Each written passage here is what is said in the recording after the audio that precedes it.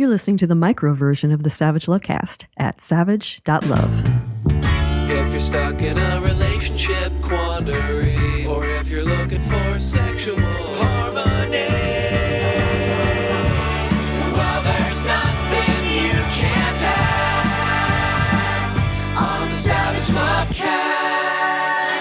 Lovecast. The next few weeks, the next month and a half, are going to be a bumpy ride. For me, for personal reasons.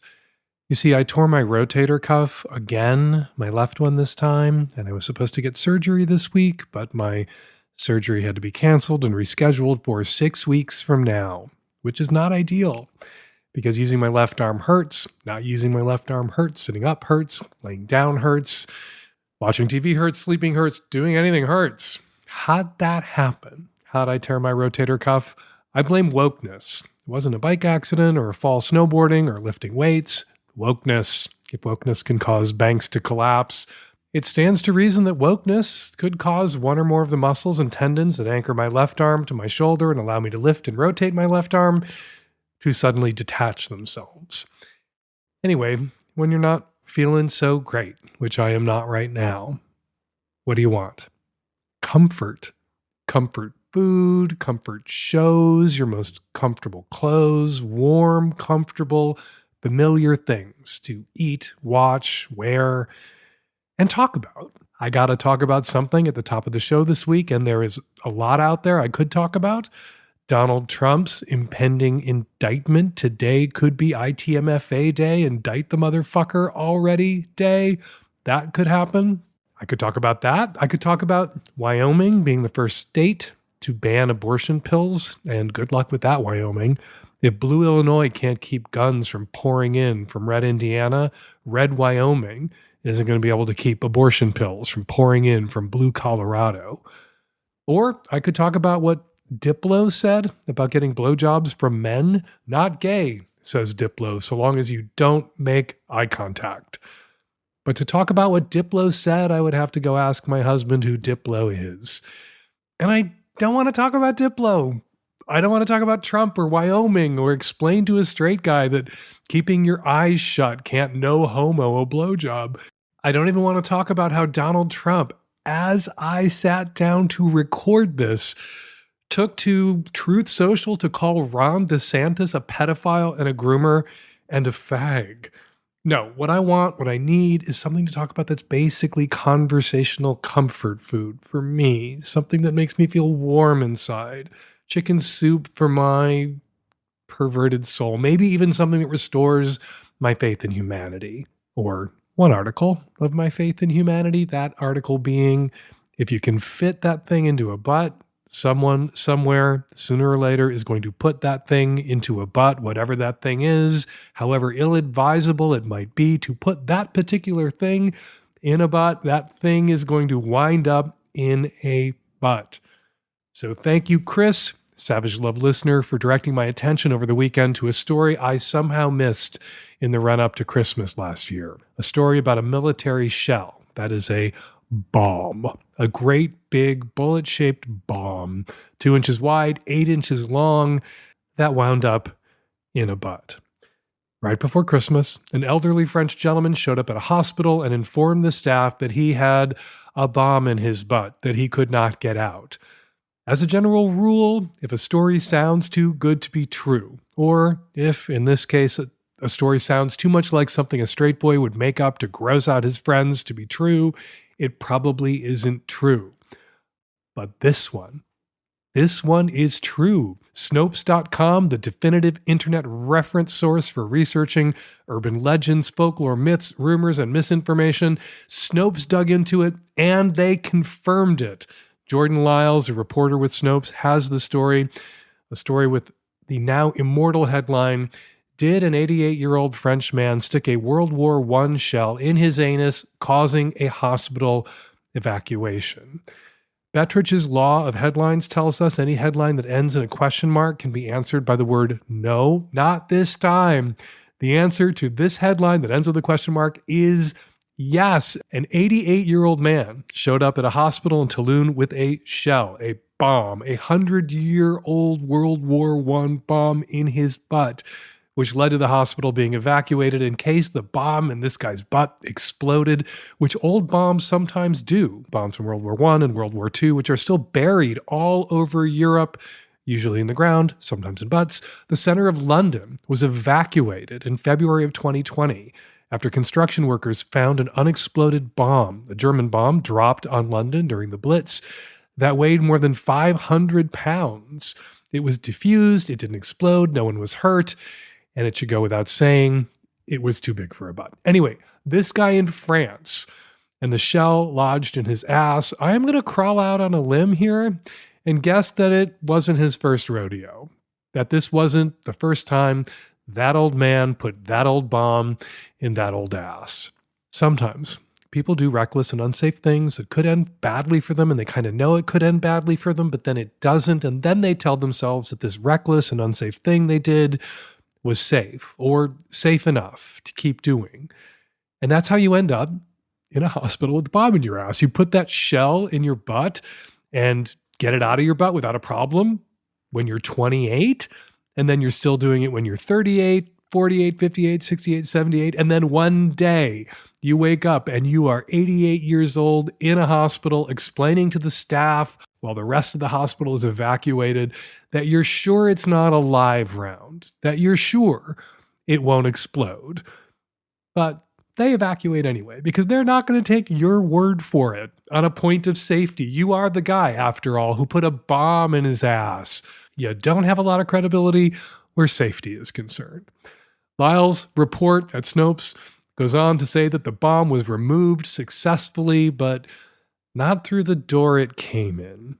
After a demining unit, after a bomb squad examined the patient and the bomb and determined the shell was not in fact a live round and that it wouldn't explode, quoting from Lyle's report here, doctors and nurses removed the shell with surgery, retrieving it through the patient's abdomen. Once again, flared bases, people. Without a base, without a trace. And while pervertibles are great, common household objects that can be used as sex toys, or in this case, a uncommon household object, pervertibles should not be confused with insertables. Don't put things in you that weren't designed to be insertion toys. Or you could wind up having what sounds a lot like a C-section in an evacuated wing of a French hospital to remove a thing that could go up your butt, but a thing that shouldn't have gone up your butt.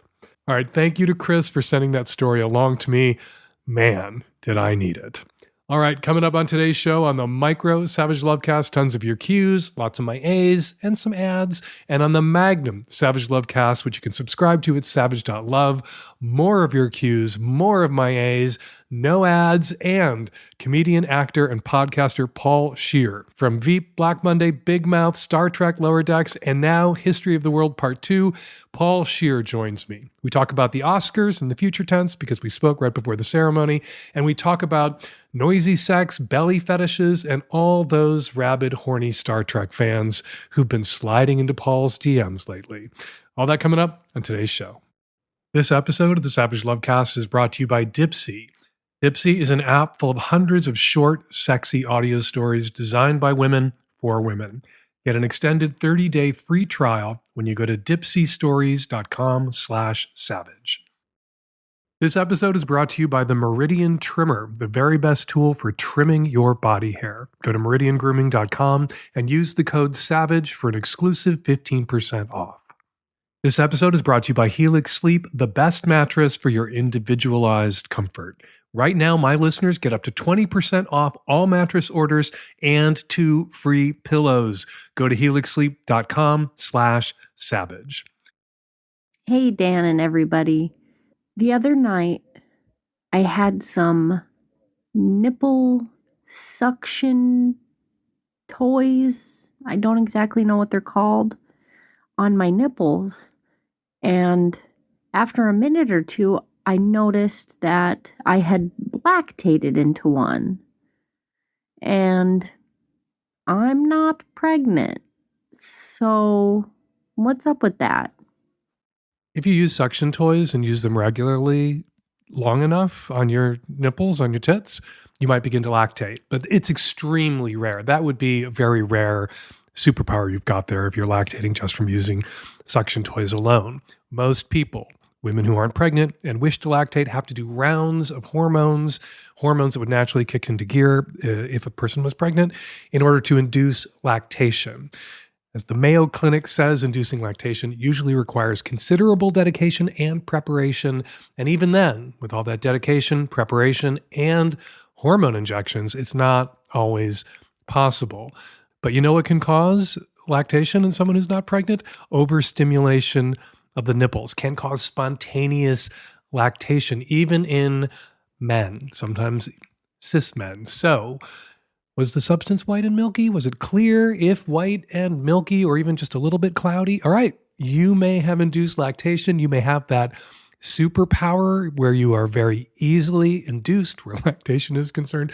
Or, sorry to be the bearer of bad news, there's a small chance you could have some other underlying health condition, a thyroid condition, kidney or liver disease, even a tumor. And there's a thing called idiopathic galactorrhea, which sounds like a sexually transmitted infection, but is not. It is a chronic, non-threatening health condition that makes a person, a woman, particularly sensitive to the hormone prolactin, which is a hormone that plays an enormous role in the production of breast milk. Even a small, naturally occurring spike in your prolactin levels could result in you, if you have idiopathic galactorrhea, beginning to lactate, beginning to produce breast milk all of a sudden. If you are concerned, see a doctor, get your hormone levels checked, rule out underlying health conditions. And if this is just the way you are wired, where you can easily induce lactation, nothing to worry about. Keep enjoying your suction toys on your nipples. And yeah, there are lactation fetishists out there who would definitely, if this is your superpower, want to meet you.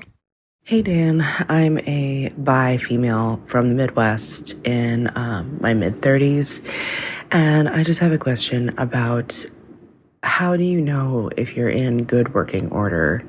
I've recently gone through a lot of different life changes. I lost my parents in the last 3 years. I got divorced, which was a pretty amicable process, but still pretty hard. And then had a rebound relationship that ended leaving me really, really scarred emotionally.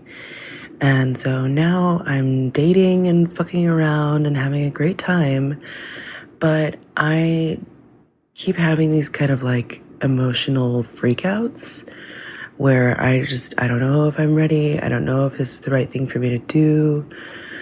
But I really do crave connection and love and sex, and I don't want to just wall myself up in a tower. But yeah, I worry that I'm going to be too much for any partner to deal with, because I still am grieving a lot of these changes.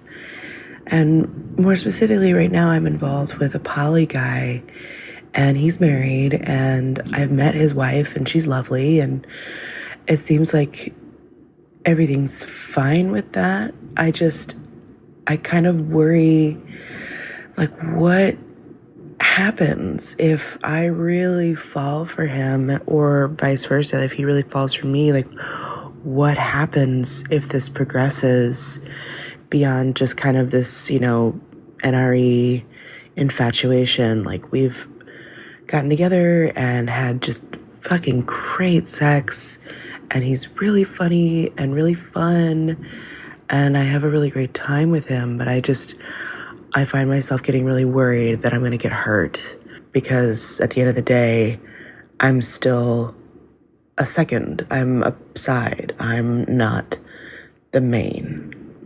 So he's not the only person I'm seeing. I am seeing some other people, and that kind of helps offset that. And in a way, I kind of like knowing that he's not going to demand a lot of me. But yeah, I just really want to avoid getting hurt. And I'm wondering what your thoughts are. What's your take? How do you know when you're in good working order?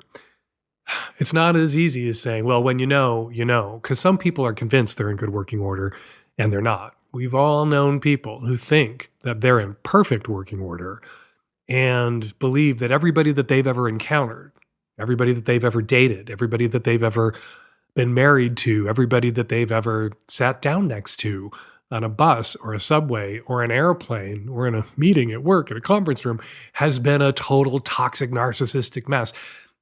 Yeah. If you think you're in perfect working order and everybody else you've ever encountered is out to get you or is a terrible person, you're probably not in perfect working order. You're probably not in good working order. So it's not enough to say,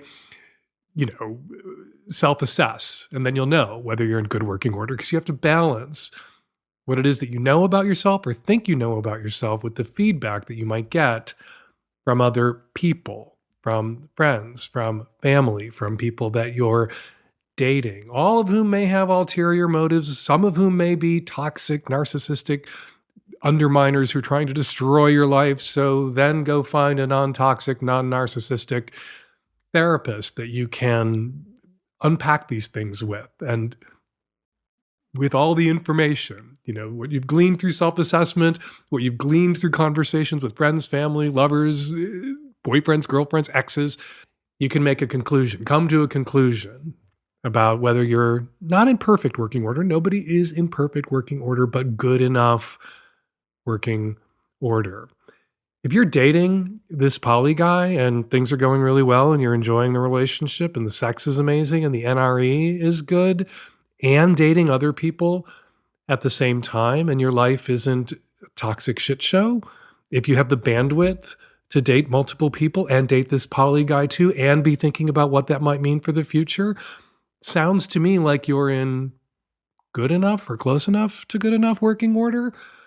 That said, self-assessment. You say you've had some emotional freakouts lately. I think you're entitled to a few meltdowns.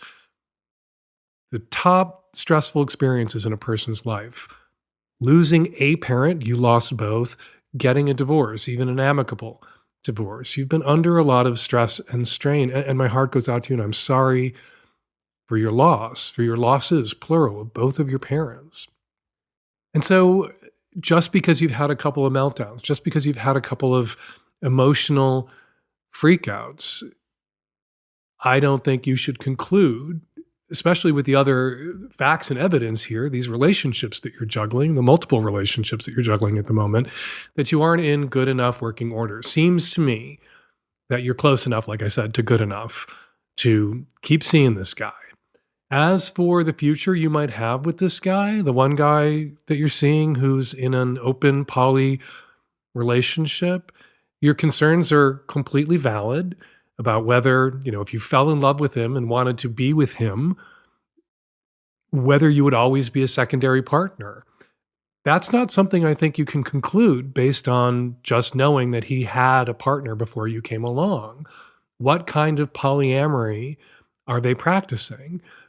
Is it explicit? Has he made it clear that his current partner is his primary partner and they practice a kind of hierarchical polyamory where anybody they date outside the relationship is, that's a lesser relationship, a lesser connection?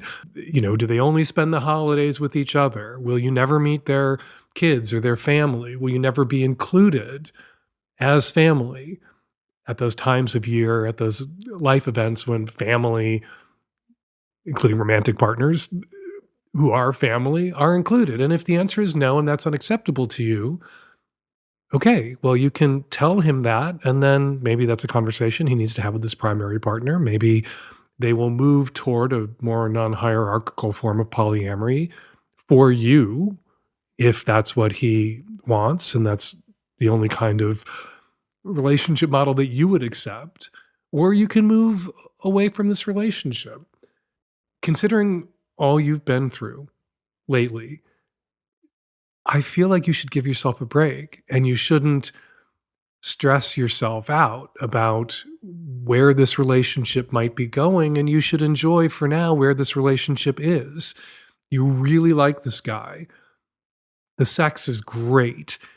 You're enjoying the NRE. When the NRE begins to wear off, then you could have some conversations about what the future might look like. If indeed at that point you're still interested in having a future together with him and his partner. This episode is brought to you by Dipsea. Dipsea is an app full of hundreds of short, sexy audio stories designed by women for women. I hear from women all the time who are looking for ways to get turned on that fits their personal erotic style. If you are the kind of woman who is into erotica, if you would rather read than watch, like me, try listening to the sexy stories at Dipsea. They're for you. Dipsea brings sexy scenarios to life with immersive soundscapes and realistic characters. Discover stories about second chance romances, adventurous vacation flings, rough and wild sex, and hot and heavy hookups, all at Dipsea. It's radically inclusive. Dipsea has stories for straight and queer listeners, and 56% of Dipsea stories right now are voice acted by people of color. Really great voices. Nancy, who's got a really great voice herself, loves them. New content is released every week, so in between listening to your favorite stories again and again, you can always find something new to fall in love with and add to your regular rotation. They also have soothing sleep stories, wellness sessions, and sexy stories that you can read. And they have a section on self-touch with tutorials on sensation play, edging, and discovering new ways to get yourself there. Let Dipsea be your go-to place to spice things up for your me time, explore your fantasies, relax and unwind, or heat things up with a partner. For listeners of the Savage Lovecast, Dipsea is offering an extended 30-day trial when you go to dipseastories.com/savage. That's 30 days of full access for free when you go to dipseastories.com/savage. Let them know the Lovecast sent you. Go to dipseastories.com/savage. Hi, Dan. I just had a shower thought I wanted to share. Are mediocre men using the insult cuck now because it's not socially acceptable for them to call, or not as socially acceptable as it used to be for them to call other men gay or faggots? What's interesting about the guys who are calling other guys cuck as an insult is that most of the guys throwing cuck around as an insult are conservatives, conservative commentators, conservatives all over Twitter and Facebook. And as Justin Lay Miller demonstrated in his research into what turns people on in his book, he summarized this research. His book is called Tell Me What You Want. Conservatives are likelier to have fantasies about non-monogamy, about cuckolding, about cheating than liberals are. So conservatives are often, I think, projecting when they insult, conservative men are projecting when they insult other men by calling them cucks. And, when you're talking about American conservatives, you don't have to flip over many rocks before you uncover the racism.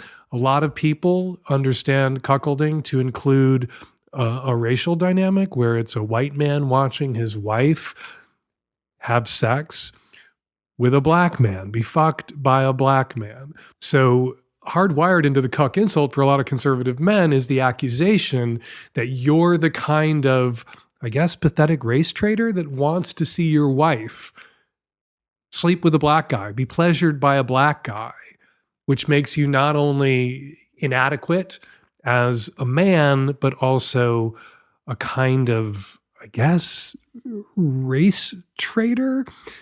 Ugh. Cuck emerged or began to be popularized as an insult online and offline by conservatives a few years ago, probably about 5, 6, 7, 8 years ago, when there was a black president in the White House for the first time. Coincidence? I don't think so. And the impression I get from the people who are throwing the word cuck around is that they're not shy about using other insults, that somebody who's using the word cuck is not using it in place of the word faggot. Indeed, cuck could be seen as faggot adjacent because there's something about being the kind of man who wants to watch another man fuck your wife because some part of you, so the accusation of being a cuck goes, is turned on not just by your wife, but by the guy who's fucking your wife, that you are attracted to him too, or them together in a way at that moment that is kind of sort of faggoty, kind of sort of gay. So I don't think cuck has taken the place of the word faggot as an insult for the kind of straight guys who would use cuck as an insult. I think cuck has taken its place beside faggot as an insult. This episode is brought to you by the Meridian Trimmer, my new favorite tool for shaving down there. Meridian offers powerful trimmers that cut through even the coarsest hair, but their trimmers are gentle enough for your privates. You'll enjoy a comfortable shave below the belt with no nicks, cuts, or ingrowns. Meridian trimmers are for men, they're for women, they're for non-binary folks, and they're for any style, whether you prefer completely bare, neatly trimmed scruff, or a well-rounded bush. This high-quality waterproof trimmer is fitted with a 6,000 RPM motor, safe ceramic blades, and an anti-nick shaving guard. And Meridian has so many happy customers, over 1,000 5-star reviews online. With the Meridian Trimmer, you can get your body hair looking just how you like it and feel good and sexy with your fuzz. Get a Meridian Trimmer today for the ultimate trimming experience without the pain, discomfort, or awkwardness. Order now and take control of your grooming routine on your own terms. Listeners of the Savage Lovecast get an extra 15% off your order using the coupon code SAVAGE. Go to MERIDIAN grooming.com and use the code SAVAGE for an exclusive 15% off. You deserve a better and safer below-the-belt trimming experience, and with Meridian Trimmer, you can get one today. Hi, Dan. My boyfriend and I have been together for a year and 4 months. We get along very well, have similar lifestyles and daily goals. We both have very stable jobs and amazing sex. Prior to meeting him on Hinge, I'd been single and dating for about 5 years since my last serious relationship. My boyfriend had been separated from his wife for about a year and had just recently started exploring dating when we met. Him and his ex are amazing co-parents. His kids are 8 and 4. Before we went on a date, I asked if he was open to having more children. He said yes, he's open to it, but that wasn't something he had thought a lot about at this point in his life.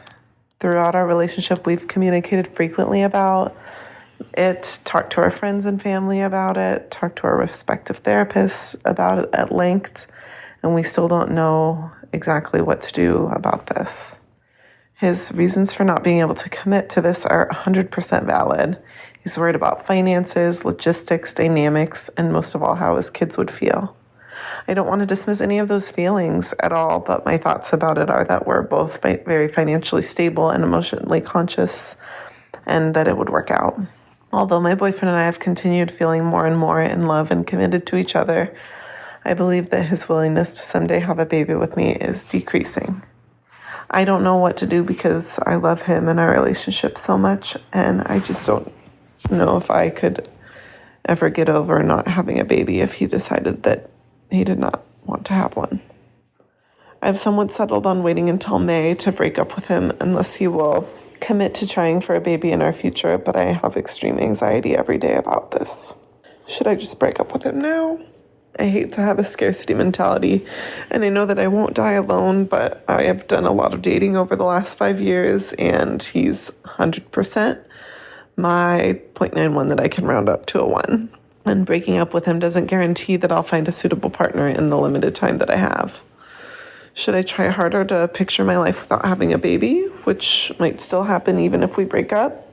His kids are wonderful, but I know that being a bonus mom to them won't fulfill the desire that I have. I've heard you tell other callers in similar situations to give this more time, but I feel like I don't have the time at my age. I know this isn't black and white, and many women have babies in their late 30s. Please help me make this decision and be at peace with it. I don't know if I can help you make this decision and be at peace with it myself. I don't know if I could be at peace with helping you make this decision, because what if I urge you to decide to break up with this guy, and then you never meet somebody else that you feel like you want to have a baby with, that you feel this strongly about? And yeah, that would be not great. And what if I urge you to stay with this guy and give him more time to come around, and he consciously or subconsciously runs out the clock, or just circumstances conspire to run out the clock, and you reach a point where it's not possible for you to have a child? If what you want is a child, I think you should have a child with him or without him. And you should throw that down If this really is non-negotiable for you, if you imagine yourself 10, 20 years in the future, still with him, but not having had a child of your own with him, together with him, and you can't picture that without seeing yourself seething with resentment, the kind of resentment that would probably have resulted in you two divorcing at some point before 10 or 20 years had gone by, well, then issue that ultimatum. Look, we've been dating for a year and a half. Tick, tick, tick. My biological clock is ticking. If you're going to be with me, I'm going to have a child. With or without you, I'm going to have a child by sperm donation as a single mother, or with you or some other man to be named later, some other man that I hope to meet after we break up. If you know for sure that you are not willing to have another child, somebody's going to have to pay a pretty steep price of admission here. You're either going to have to let go of your dream of having a baby of your own, or he's going to have to come around and agree to have that baby with you, or you're going to lose each other. So I guess I am helping you, or trying to help you make this decision here. It's ultimatum issuing time. Look, is he worth it? Is having him worth not having a baby? If the answer to that question is no, issue that ultimatum and end this relationship now, because tick, tick, tick, your biological clock is ticking. And if he agrees to have a baby with you because he wants to stay in this relationship, that has to be put on a timeline. A baby with you when? Not, I agree to hypothetically at some point in the future revisit this conversation about setting a timeline to possibly having a baby with you. No, it has to be, we're going to start in, you say you've been dating for a year and a half, 6 months? That would seem reasonable to me. But what would seem reasonable to him? What price of admission is he willing to pay to be with you? And what price of admission are you willing to pay to be with him? And if childless isn't, a child of your own, isn't a price of admission you're willing to pay, make that clear. Get some clarity yourself on that with your therapist, and then communicate that to him.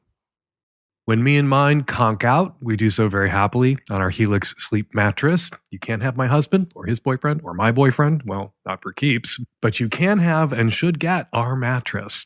Helix Sleep is a premium mattress brand that provides tailored mattresses based on your unique sleep preferences. The Helix lineup offers 14 unique mattresses, including a collection of luxury models, a mattress for big and tall sleepers, even a mattress made just for kids. So, how will you know which Helix mattress works best for you and your body? Take the Helix Sleep Quiz and find your perfect mattress in under 2 minutes. And your personalized mattress is shipped straight to your door free of charge. We got the Midnight Luxe model. Actually, we got 2 of them because we wanted medium firmness, and we tend to thrash around a little bit in our sleep at night, and sometimes we do a little bit of thrashing before we go to sleep. It was such an improvement, the Helix mattress, over our old mattress. Helix knows there's no better way to test out a new mattress than by sleeping on it in your own home. That's why they offer a 100-night risk-free trial. You can try out your new Helix mattress, see how your body adjusts, and if you decide it's not the best fit, you're welcome to return it for a full refund. Plus, Helix mattresses are American-made and come with a 10 to 15-year warranty depending on the model. And remember, you get to try it out for 100 nights risk-free. Helix is offering up to 20% off all mattress orders and 2 free pillows for my listeners. Go to helixsleep.com/savage. This is their best offer yet. It won't last long. Go and get it. With Helix, better sleep starts now. Hey Dan, late 20s, straightish poly guy calling from California. I've been seeing a new partner over the last couple of months with an explicit kind of focus on long-term potential compatibility and potentially being co-parents. We're kind of both reaching a point in our life where that seems of interest. And on most of the fronts related to that, we seemed pretty compatible. Obviously, we're a few months in, so it's far too early to really say, but generally green light on life philosophy, getting along well, similar career paths, similar philosophy on child rearing, all of that. But the problem is we don't seem to have all that much physical chemistry. I mean physical chemistry in a pretty literal sense. Normally, I find that I am drawn to pussy like a hummingbird to the flower. But in this case, I am just not. And I'm not sure the extent to which that is something we can overcome. We're both poly, both have other partners, and so like an exciting sex life is something that is not something I'm worried about lacking, but I think it would be pretty good to have that in a co-parent. And I'm not sure the extent to which this is something that I can change about myself. And I don't imagine it's something she can change about herself in terms of what is the biochemistry going on, what is the smells and tastes of the pussy. I imagine this is not exactly your area of expertise, but any callers who have had experience going from averse to a particular set of body biochemistry to becoming more open to it, or even ideally learning to love a different smell and taste profile than one has typically experienced. If she doesn't do it for you, if her smell and taste profile don't do it for you, if when you attempt to go down on her, you aren't excited about pushing your face like a hummingbird into a flower, pushing your face into her pussy, then yeah, go find somebody else. You want to have this kind of connection with a co-parent. You want to have a strong sexual connection with a co-parent. Not always necessary, particularly in polyland. There are some people whose nesting partners who parent together with primary partners, and that relationship isn't necessarily about a strong sexual connection. It's about a strong connection around shared values, around the kinds of parents you want to be, the way you want to raise your kids, around larger life goals. And those people sometimes seek sexual fulfillment and crazy, off the hook, strong smell and taste profile connections with others.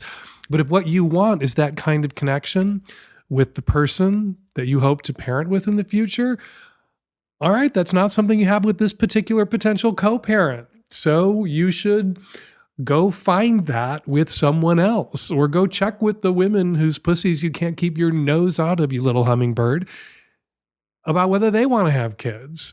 And if they want to have kids, how they want to raise those kids, and see if on the parenting profile side, you aren't in closer alignment with some of the people that on the smell and taste profiling side, you're already in close alignment with. But yeah, don't drag this out. You know, that ephemeral, hard to define chemical thing where you just can't get enough of somebody, where you really do want to taste them, inhale them, drink their spit, eat their holes. As a gay man, I certainly understand what that is like, and that can't be faked. It's not necessary. You don't have to have that with someone that you partner with. But if you think it's necessary, if you want to have that with someone that you partner with, and you don't have that with this woman after 3 to 6 months together, whatever it is, don't draw it out. Don't keep her hanging out, waiting for that chemical attraction, that chemical pull to kick into gear when you know it's not going to. Because when it's not there, it's not there. You either want to push your face into somebody's hole or holes, or you don't. And you don't. In her case, go find somebody else, somebody that you do want to push your face into their holes and have a baby with. And Jesus, what is it lately? Or maybe I'm just noticing it more lately. Maybe it's always been there. But what is it with polyamorous people not knowing when to say when?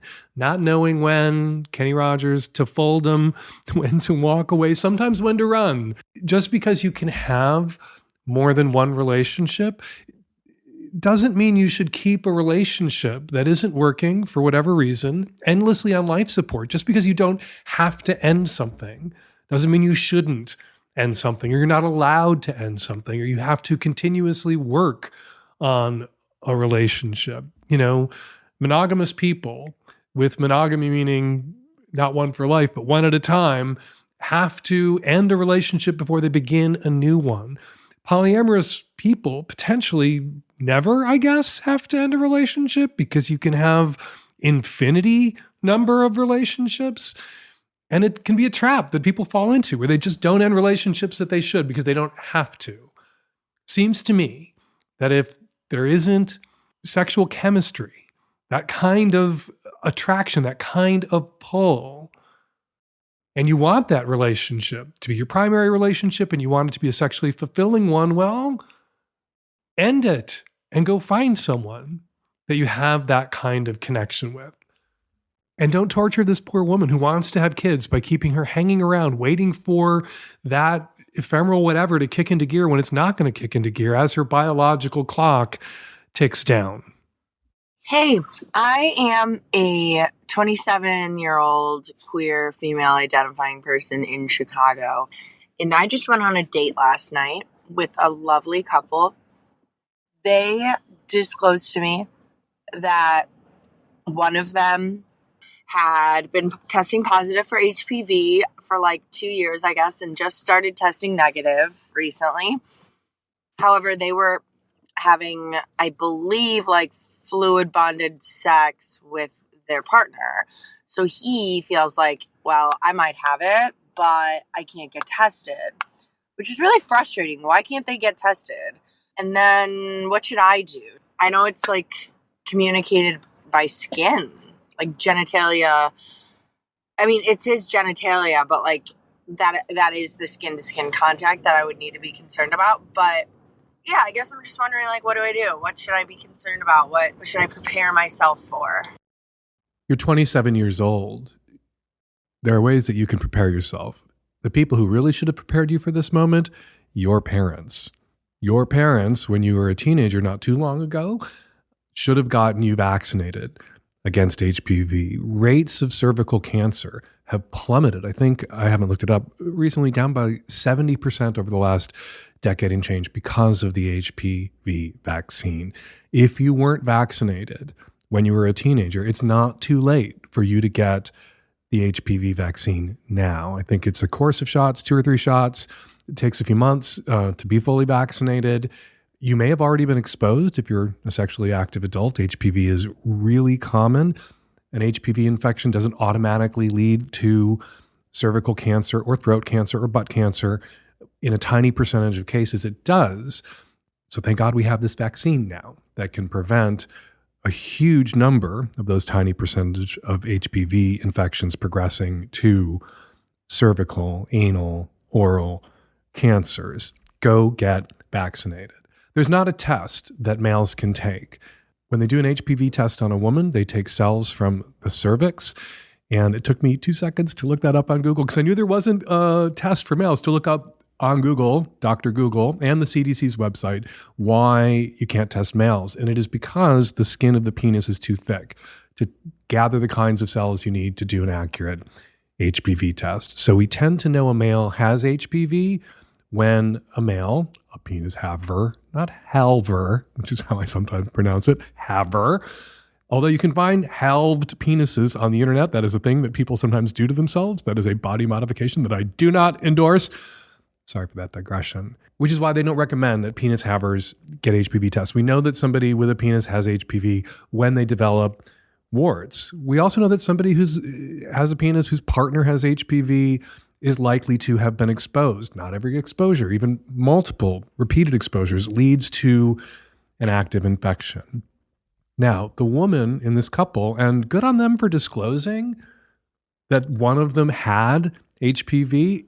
HPV in many people is forever. HPV in some people, they have an outbreak, they get treated, they get the warts burned off, and they continue to get tested and they stop testing positive for HPV. In some people, some women, because only women can be tested for HPV, they shed the virus. They're not shed the virus. They are no longer infected. Their body eliminates the virus from their system. If she's been testing negative for 2 years, probably she is no longer positive for HPV. The irony and paradox always in a case like this is you could run from this couple that told you they have HPV and land in the bed of another couple that didn't tell you that one of them had or has HPV, or that don't know that one or both of them have HPV. So common is this infection. And so consequential in a tiny percentage of cases is this infection that everyone, male and female, as children, as tweens and teenagers, should get the HPV vaccine. And if you're an adult and you didn't get the HPV vaccine, it is not too late to go get the HPV vaccine. Even if you've had HPV, it's not too late because the vaccine protects you against multiple different strains of HPV, some of which you may not have been exposed to yet. Hey, Dan, I'm a tech-savvy at-risk youth. I'm a 32-year-old queer man in Seattle. I recently matched with a polyamorous friend's partner on Tinder. I'm much closer with my friend than the person that I matched with. I feel obligated to clear it with her first. Am I? Or am I overthinking this? You matched with your poly friend's partner. You say to the person that you matched with, your poly friend's partner, hey, I'm really close friends with your partner. Is this okay with her? Would she mind? See what the person you matched with says. And if they have some sort of, no fucking around with people who are our friends, no coworkers, nobody in our time zone, that person should disclose that to you at that time. If they say it's fine, that this isn't a violation of their boundaries or their rules for their open relationship, that seems to me then something that you could confirm with your friend. But I would ask first the person you matched with, hey, I'm friends with your partner. Is this cool? If they say yes, my partner's totally fine with it, go ask your friend. Hey, I matched with your partner. Is that a problem? Can I fuck them? And can we all still be friends then? Or is that going to be weird? And if either of them think it's weird, it's possible that the person you matched with doesn't know that you're close friends with their partner and would feel weird fucking you, even if it's allowed. Or if your friend thinks it's weird if you fucked her partner, because that would screw up her relationship with you. If either thinks they're weird, it seems to me that even if neither of them are expressing that weirdness or using that weirdness to justify a veto, you should veto this. Plenty of other queer people for you to go fuck who aren't in relationships with close friends. So, to answer your question, are you obligated to clear it with her first? I don't necessarily think so.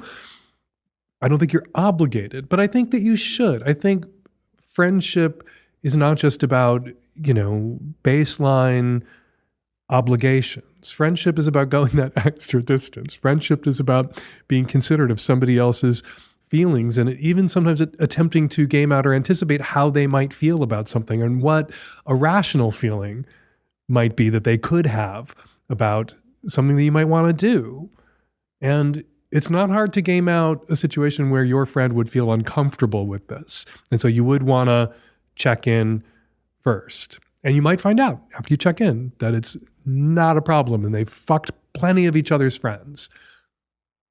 But a lot of people out there have issues with their partners fucking their friends or their exes.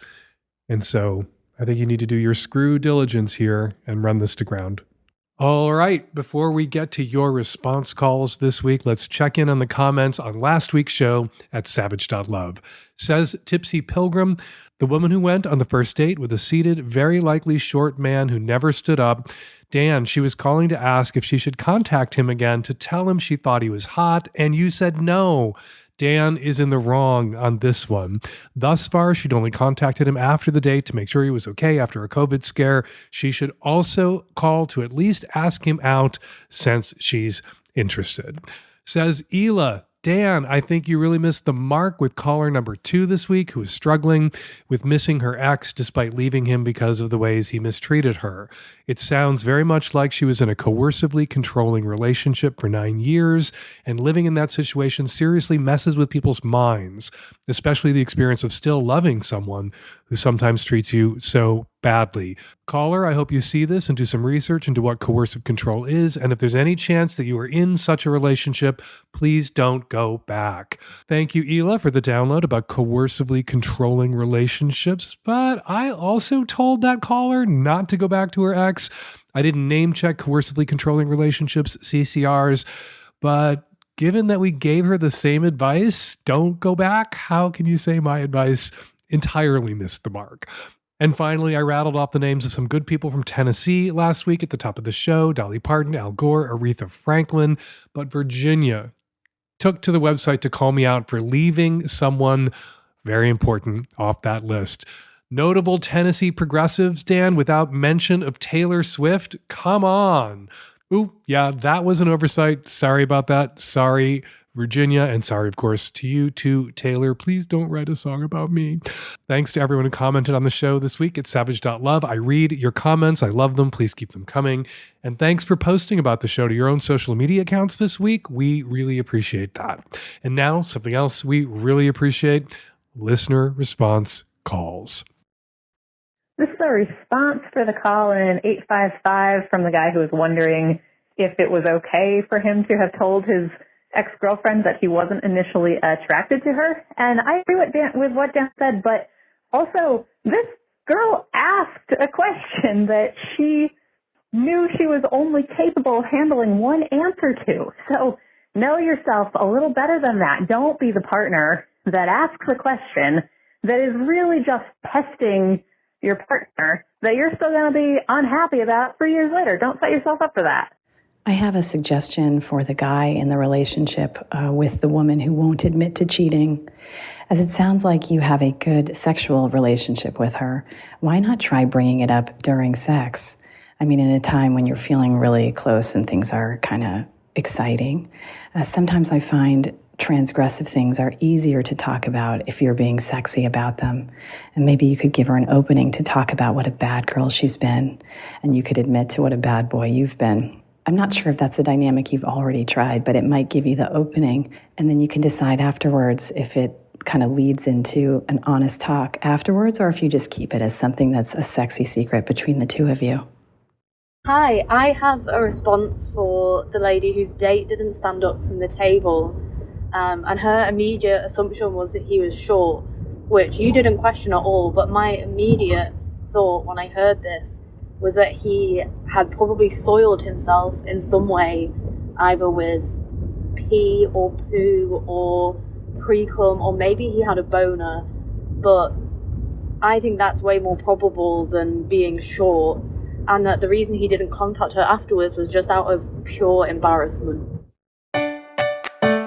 And we're going to leave it there. Got a question for next week's Lovecast or something to say about something I said on this week's Lovecast? You can go to savage.love/askdan right now to record your question or your comment, or you can use the voice memo app on your phone and email your question or comment to q@savage.love, or leave us a voicemail at 206-302-2064. Tomorrow I am hosting an AMA and Ask Me Anything over at savage.love. It's simple. You post your question, any question, in the comment thread, and I will try to answer as many as I can get to in 90 minutes with one hand. My AMA kicks off tomorrow, Wednesday, March 22nd, noon Pacific, 3 p.m. Eastern at savage.love/savagelove. We will see you there. Hump, My Dirty Little Porn Film Festival, is touring theaters now. Long Beach, Denver, Bellingham, Albuquerque, Eugene, Madison, and Chicago. You're all up next. Go to humpfilmfest.com to get tickets to a screening in your town now. And to my listeners in Europe, Hump is finally coming to you. Go to humpfilmfest.com/Europe for tickets to Hump's upcoming screenings in Vienna, Brussels, Zurich, Berlin, and Munich. Follow me on Instagram at Dan Savage, where I now have more than 150,000 followers. Thank you all for that. And follow me still on Twitter at Fake Dan Savage. Follow Paul Scheer on Twitter at Paul Scheer. The Savage Lovecast is produced every week by Nancy Hartunian, and me and the tech savvy at-risk youth and Nancy. We will all be back at you next week in the installment of the Savage Lovecast. Thank you for downloading.